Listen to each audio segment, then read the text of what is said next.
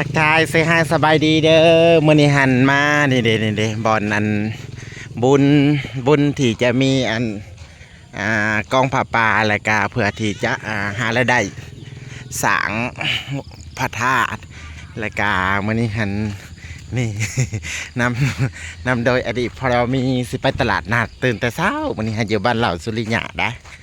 แล้วก็สิพาไปตลาดนัดว่ะคนหลายบ่เคยมาจักเทื่อ โยกับผู้นัดมาขับมาขายเห็นแล้วเขามาแต่5 โมงเช้าผู้อันนี้เห็นอันคนกำลังย่างสนเต็มอยู่ฮันเดกำลังกันนี่กำลังย่างมาแล้วก็สิมาเบิ่งตลาดนัดว่ามีอีหยังแหน่เนาะอาหารการกินแบบพื้นบ้านแบบพื้นเมืองแล้วก็มีพี่น้องประชาชนบ้านเหล่าสุริยะเนาะกำลังไล่ไผ่ตื้อมาเพื่อมาซื้ออาหารการกินเพราะว่าทิศหนึ่งเพิ่นมีเทื่อหนึ่ง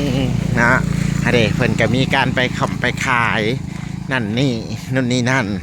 จักหน่อยจังสีถ่ายให้เบิ่งอีกเด้อโอเค